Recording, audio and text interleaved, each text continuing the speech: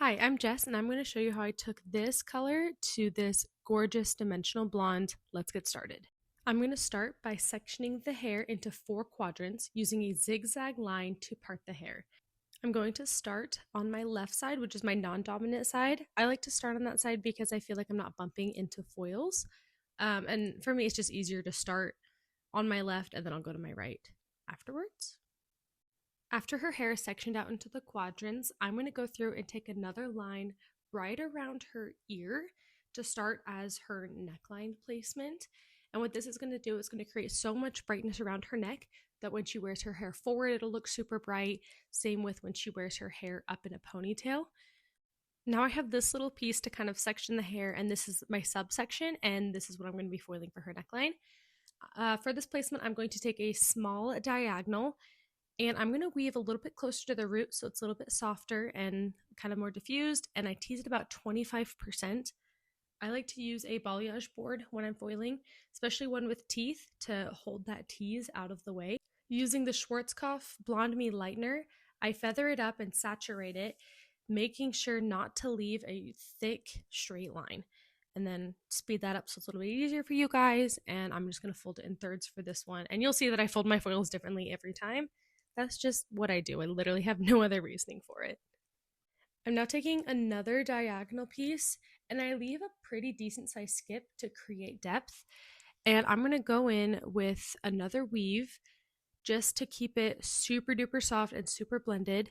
But this time when I tease, instead of doing 25%, I'm going to do 75%.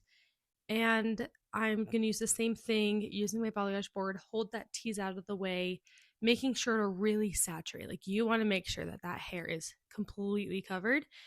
And then I'm going to feather that up as well.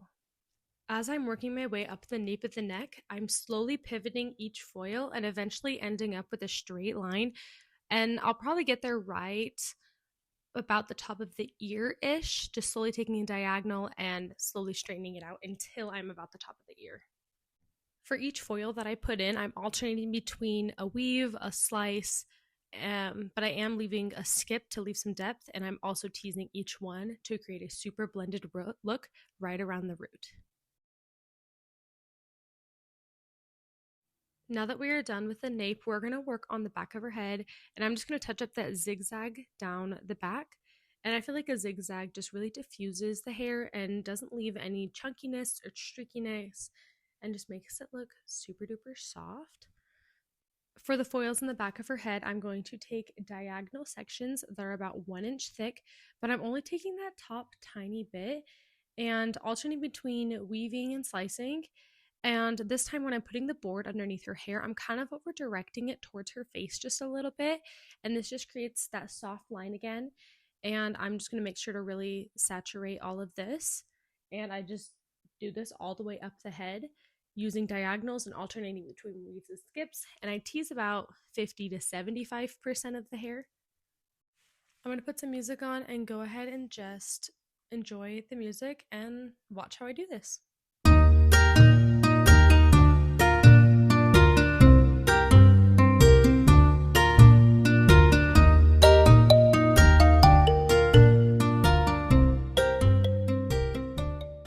Now we are about the top of her hair, or kind of around her apex area. I'm connecting those 2 diagonal sections from her right and her left side, and I'm going to take a horizontal piece, and for these ones I'm going to weave right up close to the root because I want this to look super blended, because this is what everybody is going to see, and this is what it's going to look like if you leave a stripe or make it too thick. You can't hide these ones, so I try to make them super fine, super small sections. On this next foil, I want to leave some depth in her hair so it's not all for sure like blonde. So when I put this foil in, I'm going to do what's called peaks and valleys, leaving a little bit of a pocket kind of in her hair. Depending on how thick your client's hair is and how coarse it is depends on how many foils you'll put in. So if someone's got super thick hair, you might have to do more foils right around her crown.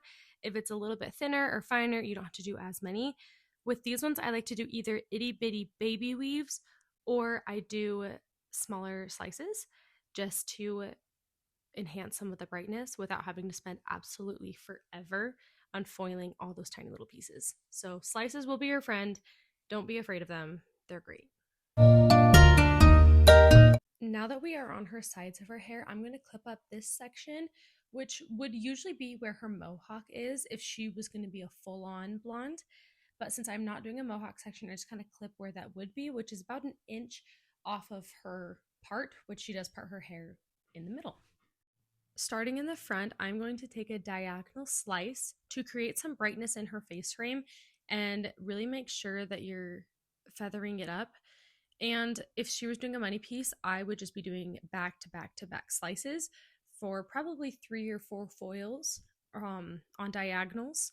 But since we're just adding some brightness, just a couple slices and a couple weaves right around her face frame. I apologize for my arm being in the way. I'm still not the best at recording, so hopefully I'll get better. Now I'm throwing in a weave, which kind of creates a background for the slices without making it look super stripy or super chunky in the front. So it just kind of diffuses any lines and it connects it into the rest of her highlights on the sides of her hair.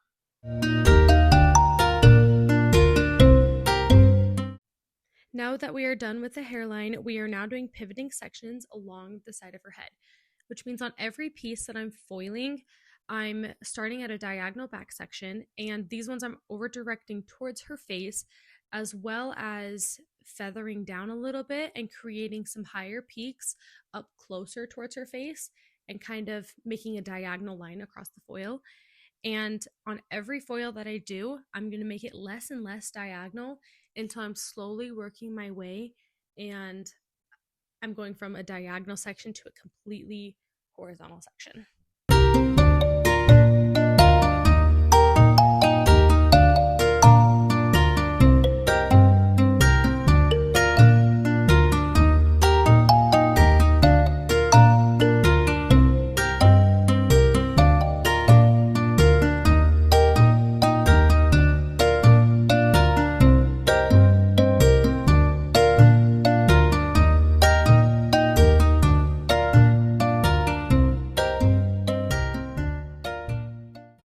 Once I'm taking completely horizontal sections, I'm just going to weave and feather up and just working all the way up through where that mohawk section would be, just all the way up to her part line. And this is that 1-inch section that we left out. And I'm just going to work my way up.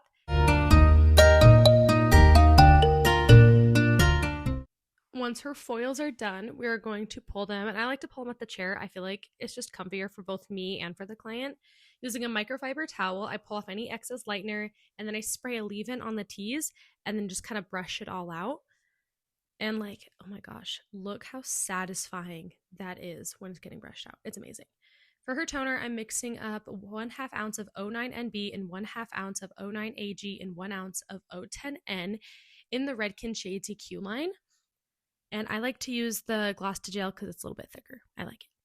When toning, I section the hair into quadrants again just to make sure I can get it all saturated.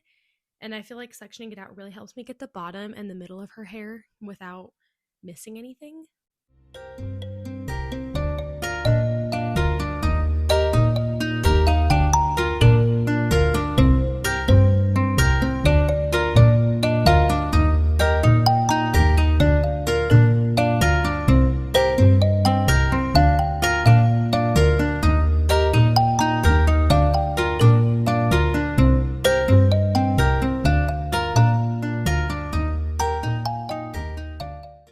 When you are toning, make sure you get right along the hairline, and this is also going to help blend in any of those little stubborn baby gray hairs, and this just kind of helps blend them in to look a little bit like highlights. And then I also like to squeeze some in my hands and rub it on her neckline. That way it makes sure that everything gets covered. And here's what her hair looked like wet before it was dried, and here is the final result. Like and subscribe for more free education.